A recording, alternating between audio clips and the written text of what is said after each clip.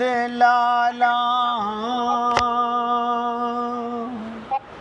भजो मुरली मनोहर नंद लाला भजो गिरिधर गोविंद गोपाला भजो गिरिधर गोविंद गोपाला भजो मुरली मनोहर नंद लाला भजो मुरली मनोहर नंद लाला भजो गिरिधर गोविंद गोपाला भजो गिरिधर गोविंद गोपाला भजो मुरली मनोहर नंद लाला भजो मुरली मनोहर नंद लाला भजो गिरिधर गोविंद गोपाला भजो गिरिधर गोविंद गोपाला बोलिए वृंदावन बिहारी लाल की जय जय श्री राधे जय जय श्री राधे। सभी भक्तों से निवेदन, बहुत एकाग्रचित होकर सत्संग के प्रत्येक शब्द को पूरी एकाग्रता के साथ हृदयंगम करें। आप कुछ पूछना चाहती हैं मिसेज मेहरा? नहीं जी, आपने कल बोला था कि प्रश्न करूँगा, उसका प्रश्न का उत्तर। हाँ पूछिए ना। पूछा नहीं, देना चाहती हूँ मुझसे। आपने कहा था कि नहीं, आप चुप साधना के ऊपर प्रश्न करेंगे तो पूछेंगे। जरूर करेंगे, मौन साधना जिसे मैंने कहा था। हाँ अभी बताएंगे आपको, बोल के सोमवार को बताएंगे, ताकि सोमवार का दिन हमने साधना का रखा हुआ है। आज भी कोशिश मैं करती हूँ बात कि भाई रूप ध्यान करके आंखें बंद करके। हाँ वो चलो बताते हैं अभी बताते हैं, अभी बताएंगे। आप बहुत ध्यान से सुनिएगा। कल हमने कहा कि रावण के पास हनुमान जी गए। रावण अहंकारी अपने गुरु को नहीं पहचान सका।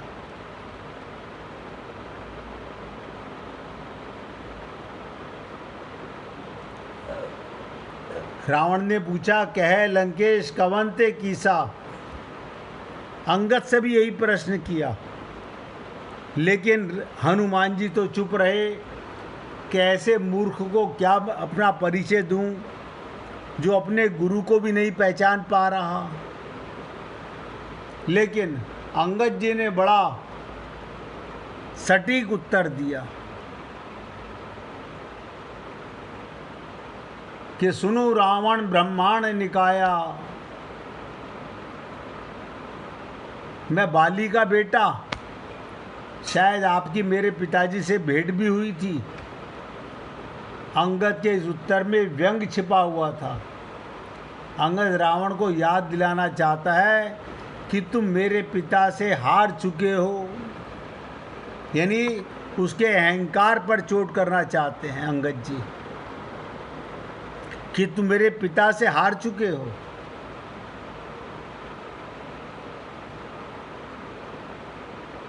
हनुमान जी भी रावण के प्रश्न पर उत्तर का परिचय देते हुए कह सकते थे, मैं वायु का पुत्र हूँ, लेकिन भगवान ने ऐसा परिचय नहीं दिया। क्या तात्पर्य है इसके पीछे? आप बताइए। भगवान भी कह सकते थे, मैं पवन पुत्र हूँ, मैं केसरी नंदन हूँ, मैं अंजना का पुत्र हूँ, पर हनुमान जी ने जो उत्तर दिया उसमें इस प्रकार का कोई परिचय नहीं। उन्होंने अपना परिचय केवल भगवान के साथ दिया, और ऐसा लंबा परिचय भगवान का, जाके बल बिरंची हरीशा, पालत सृजन हरत दस शीशा, जा बल शीश धरत सहसासन, अंडकोश समेत गिरी कानन। बता, सुन करके भी रावण का अहंकार कि तू उन्हीं की शक्ति का लवलेश पाकर के सारे देवताओं को बस में किए हुए हैं।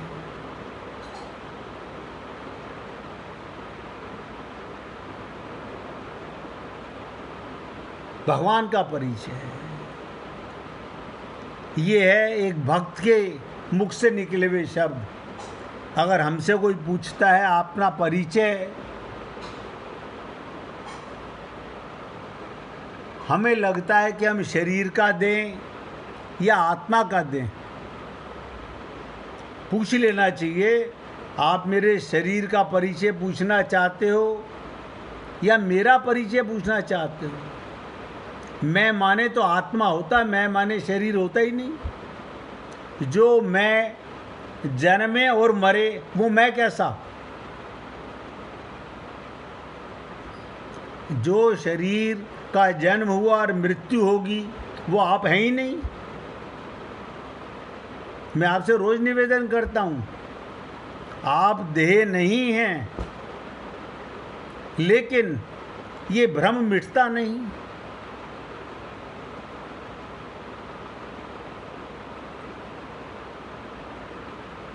तो भगवान का ऐसा परिचय दिया, जो रावण ने पूछा था कि ए बंदर, देखो क्या बोल रहा है, ए बंदर बता तूने किसके बल से बाग उजाड़ा, किसकी ताकत से? हनुमान जी कहते हैं, हे रावण, मेरे और तुम्हारे पीछे अलग अलग बल नहीं है। मेरे और तुम्हारे पीछे दो बल तो है ही नहीं। एक प्रकाश स्वरूप, एक परमात्मा सबके हृदय में बैठा हुआ है। आप जो भी कुछ करते हो अपने बल से नहीं कर सकते। अज्ञानवश हम कह देते हैं मैंने अपनी ताकत से किया। एक सांस लेने की ताकत तो है नहीं। अगर भगवान ना दे तो सांस कहाँ से लोगे? लेकिन हम उसके बल को, जिसके आधार हैं, उसे भूल जाते हैं। अब यहाँ पर जो परिचय चल रहा है केवल रावण की मूर्खता मिटाने के लिए नहीं है, हम सब भी इसी मूर्खता में तो जी रहे हैं। अपने को देह मान के सारा दिन मैं करते रहते हैं बकरी की तरह, और मैं का ही शरीर का परिचय देते रहते हैं। और हनुमान जी कहते हैं, हे रावण, मेरे और तेरे पीछे कोई अलग अलग बल नहीं है। जो बल मेरे पीछे है वही तुम्हारे पीछे है। और इतनी बात कहकर हनुमान जी व्यंग कर देते हैं, जाके बल लवलेश ते, जीते चराचर झारी, तासु दूत में जा करी, हरियाणे हो प्रिय नारी। रावण को सुन करके होश आ गया कि क्या कहते हैं हनुमान, जिनके बल के लवलेश मात्र से, यानी सागर की एक बूंद के बल से तुमने संसार को जीत लिया, और जिनकी पत्नी को तुम चुरा लाए हो, मैं उन्हीं का दूत हूँ। कितना तीक्ष्ण व्यंग था हनुमान जी का अभिप्राय। हे रावण, तुमसे बढ़कर कृतघ्न मूर्ख और कौन होगा, जिनकी शक्ति का छोटा सा अंश पाकर तुमने संसार को जीता, बाद में उन्हीं की शक्ति को तुमने चुराने की चेष्टा की। सीता कौन? भगवान राम की शक्ति। राधा कौन? कृष्ण की शक्ति।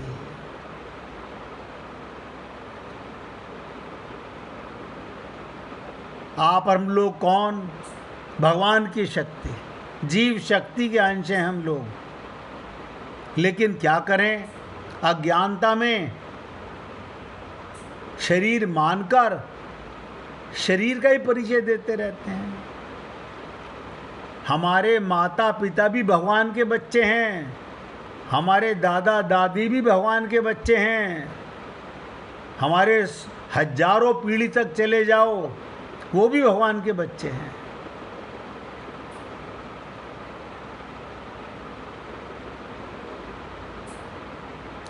तो कहने का तात्पर्य हनुमान जी कह रहे हैं, तुम ऐसे कृतघ्न व्यक्ति हो जिसने ईश्वर से प्राप्त शक्ति का दुरुपयोग किया।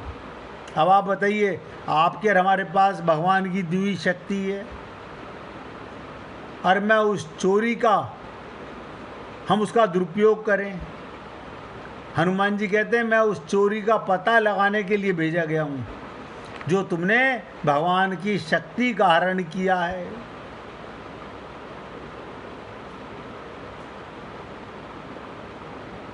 हनुमान जी के पीछे पवन नंदन का जो परिचय है उसका महत्व तो भौतिक उतना नहीं है जितना आध्यात्मिक है। आप पूरी ताकत लगा के समझिएगा, आपके और हमारे पीछे माता पिता का परिचय टेम्परेरी है, बहुत ध्यान से सुनिएगा।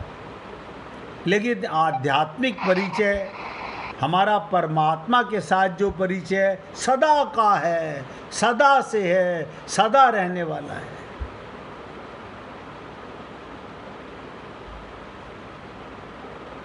हम परमात्मा के थे, परमात्मा के हैं, परमात्मा के रहेंगे। लेकिन अज्ञानता बस हमने अपने को शरीर माना और शरीर के साथ अपना संबंध माना। शरीर के साथ संबंध मानने का भी लाभ बता देता हूँ। जब तक उसमें आपने परमात्मा को नहीं देखा, आत्मा को नहीं देखा, तो वो सब संबंध 0/100 है। तो हनुमान जी के पीछे अपने पिता का परिचय नहीं दे रहे, भगवान का परिचय देते हैं, आध्यात्मिक परिचय देते हैं।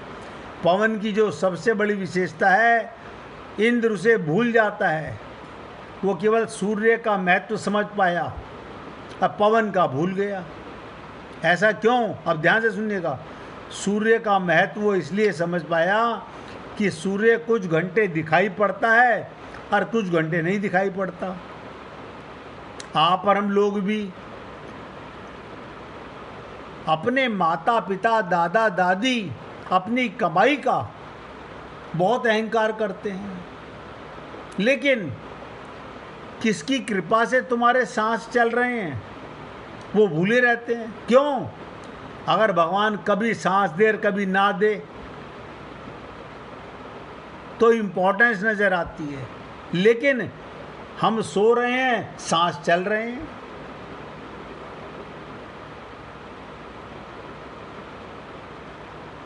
इंद्र ने भी ये गलती की, सूर्य की इम्पोर्टेंस तो समझी, पवन की इम्पोर्टेंस नहीं समझी। क्योंकि सूर्य कुछ घंटे दिखाई पड़ता है, कुछ घंटे अस्त हो जाता है। संसार में उसी वस्तु का महत्व बढ़ता है जो थोड़ा अप्राप्य और दुर्लभ हो। अब देखिएगा, हम लोगों को रोज सत्संग सुनने को मिलता है, हम इसे समझते हैं घर की मुर्गी दाल बराबर। ये तो जब फोन खोलेंगे तभी कनेक्ट हो जाएगा रोजाना। अब कोई संत महात्मा हमारे जीवन में साल में 2 साल में 1 दिन के लिए आए, बताएगा वो भी वही, वो प्रेम के अलावा और क्या बताएगा। लेकिन उसकी इंपॉर्टेंस हमारी बुद्धि में नहीं रहती है। संसार में भी उसी वस्तु का महत्व बढ़ता है जो थोड़ा मुश्किल से दुर्लभ हो। अब सबसे बड़ा दुर्लभ क्या है? देव दुर्लभ मानव शरीर, वो आपको मिला हुआ है, लेकिन उसका हमें तो मिला हुआ है। अरे मिला नहीं हुआ, मिट रहा है। आंखें खोल के देखो, होश में आके देखो। सुबह उठे थे, हाँ उठे थे, कितने घंटे मर चुके, जब उठे थे तब से अब तक का हिसाब लगा लो। और रोज मर रहे हैं, शरीर डेली मर रहा है, लेकिन अनुभव में नहीं आ रहा। हर पल इसकी मृत्यु हो रही है, ये जा रहा है। और हम देखो, अभी एक व्यक्ति का फोन आया, राजकुमार जी के मित्र हैं। मैंने कहा धन आता हुआ नजर आता है, बड़े खुश होते हैं। जीवन जा रहा है वो किसी को नजर नहीं आता। जीवन जा रहा है यानी जिसके लिए धन आ रहा है वो तो जा रहा है, आता हुआ नजर आता है, जाता हुआ किसी को नजर नहीं आता। होश में आओ, दृष्टा बनो। और मैंने कहा ना, संसार में उसी वस्तु की इंपॉर्टेंस बढ़ती है जो थोड़ा मुश्किल से प्राप्त हो। सुलभ वस्तु का कोई दाम होता नहीं, कोई दाम नहीं होता। संसार में पवन से बढ़कर सुलभ और कौन होगा? 24 घंटे हर क्षण बहता रहता है, पर सूर्य भगवान कभी प्रकट होते हैं, कुछ घंटों के लिए दिखाई पड़ते हैं, रात्रि भर नहीं दिखाई पड़ते। सुबह उठते ही हम उन्हें जल दे रहे हैं। देखो कितनी इंपॉर्टेंस है संसार में। व्यक्ति व्यग्र होकर सूर्य के उगने की प्रतीक्षा करता है। इस प्रकार सूर्य व्यक्ति को अपनी महिमा से अवगत करा देता है। पवन की विशेषता ये, वो हर क्षण सुलभ है। रात को उठे, हाँ सांस तो चल रहे हैं, हमारे बराबर में कोई सो रहा है, हमने देखा उसकी नाक के पास, हाँ सांस चल रहे हैं। पवन देवता, भगवान की कृपा बनी हुई है। अब ना तो भगवान की इंपॉर्टेंस का हमारे मन में कोई कीमत है। क्यों? मंदिर गए थे ना, 5 मिनट दर्शन कराए, कम बात है। एहसान पटका है मंदिर जाकर के। वो 24 घंटे आपके सांसों में धड़क रहा है, 24 घंटे आप पे नजर रखे हुए है, क्योंकि सुलभ है ना। और कितना सुलभ है ये भी बता दूं आपको। भगवान की ताकत नहीं, हमारा त्याग कर दे। हमारी ताकत नहीं, हम भगवान को छोड़ दें, लेकिन नित्य प्राप्त का कोई कीमत नहीं होती। नित्य प्राप्त की कोई वैल्यू नहीं है। जब संत महात्मा शरीर छोड़कर चले जाते हैं, हमारे गुरुजी अब नहीं रहे, अब हमारे गुरुजी नहीं रहे।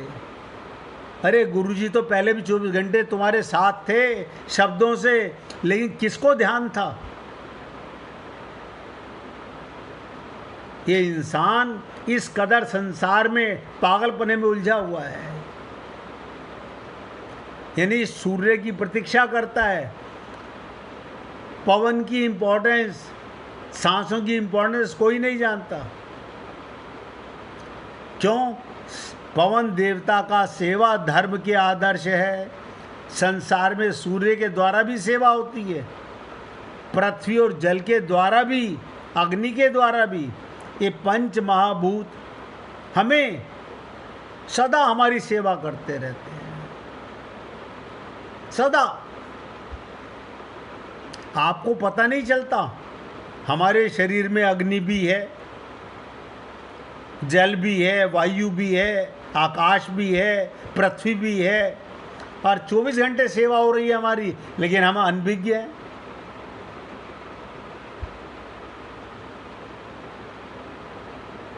अनवरत 24 घंटे प्रति क्षण सेवा करते हुए भी अपनी सेवा का कोई मूल्य नहीं चाहते। ये है निस्वार्थ सेवा। बताइए, पवन को आप क्या दे रहे हो? सूर्य को चलो एक जल का लोटा लुढ़का देते हो, वो भी अपने स्वार्थ के लिए। उससे होता आता कुछ नहीं है, ये भी आपको बता दूं मैं। ये सब मन का फेरा है। वो तो निस्वार्थ सेवा कर रहे हैं आपकी, लेकिन हम स्वार्थवश सेवा करते हैं। हम भी परिवार की सेवा करते हैं, हम भी समाज की सेवा करते हैं, हमारा स्वार्थ है।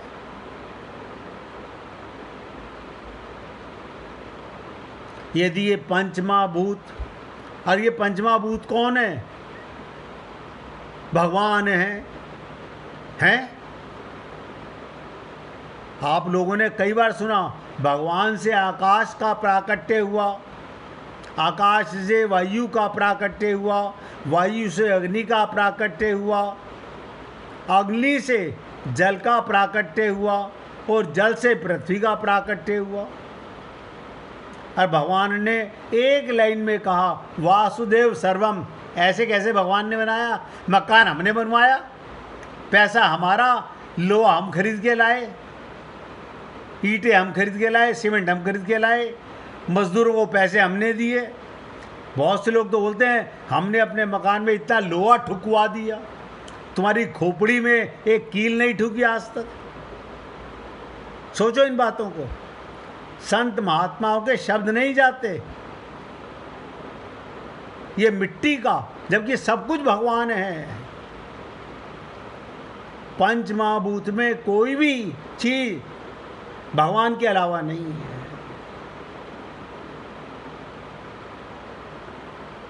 और 24 घंटे हमारी सेवा हो रही है। आप बताइए, भगवान आपसे क्या ले रहा है? सोचिए, कोई पैसे नहीं खर्च होते सोचने में। भगवान राक्षस को भी सांस दे रहा है, उसे भी भोजन दे रहा है, देवता को भी भोग दे रहा है, मनुष्य को भी संत महात्माओं का संग दे रहा है। लेकिन ये सब भगवान की कृपा से। मैं आपके सामने बोल रहा हूँ, मेरे एक शब्द बोलने की ताकत नहीं, मैं एक शब्द नहीं बोल सकता, आप एक शब्द सुन नहीं सकते, लेकिन उसकी कृपा को, उसकी अनवरत सेवा को, जैसे रावण कृतघ्न है, ऐसे आप और हम लोग भी कृतघ्न हैं। तो हमारे को यहाँ पे रावण की बुराई नहीं देखनी, अपनी बुराइयों पर ध्यान देना है।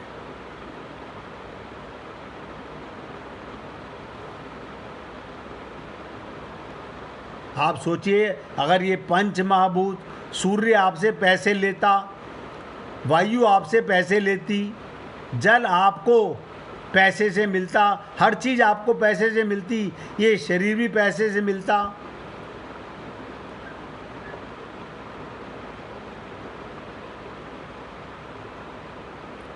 यदि वो मूल्य चाहते होते तो उसका यही उपाय था, वो भी अपना एक समय बना लेते और एक समय आराम थोड़ा बढ़ा लेते। अनवरत सेवा कर रहे हैं। जब इंद्र ने हनुमान जी पर, ध्यान दो, जब इंद्र माने मूर्ख देवता, जिसे आप और हम लोग इंद्राय नमः करते हैं, वो महाभोगी इंद्रिय लंपट इंद्र हनुमान जी पर वज्र का प्रहार किया था। तो पवन देवता ने ऐसा ही किया। अगर वो भी ऐसा ही किया होता चेतावनी दी कि तुमने हनुमान जी की उपेक्षा की, पवन की उपेक्षा ना करो। हमेशा याद रखो, सुलभता का अर्थ मूल्य की कमी नहीं होती। अगर हमारे घर में माता पिता सुलभ हैं, मिले हुए हैं, बहुत ध्यान से सुनो, तो उनकी कीमत को नज़रअंदाज मत करो। सुलभता का अर्थ ये नहीं होता कि वायु सुलभ और हीरा दुर्लभ। देखो कितनी विचित्र चीज़ है। हमारे पास भी एक हीरे की अंगूठी होती, हमारे पास भी एक हीरे का हार होता। कैसी विचित्रता है। यानी हीरे की इंपॉर्टेंस है पत्थर की।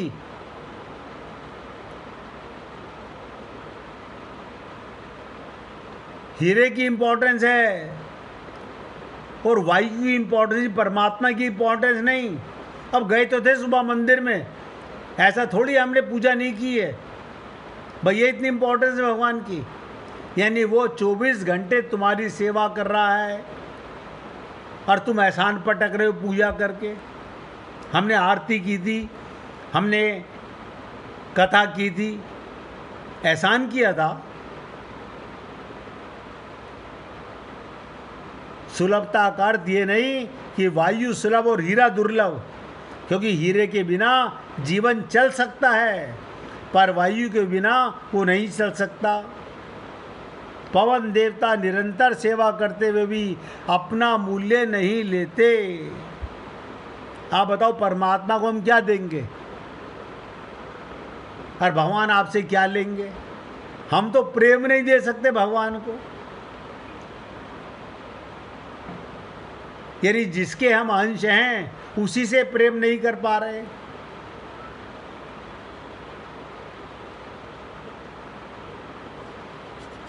अब ऐसे जो भक्ति हम कर रहे हैं, जो पूजा पाठ हम कर रहे हैं, ठीक है, मन बहलाने के लिए ख्याल अच्छा है।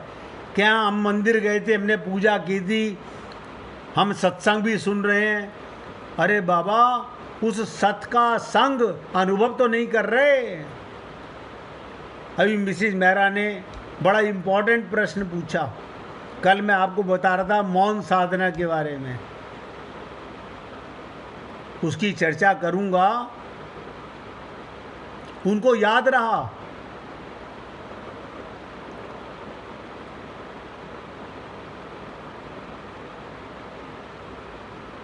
हम अग्नि या जल को अपने सामने देखते हैं, उसी प्रकार पवन को नहीं देखते।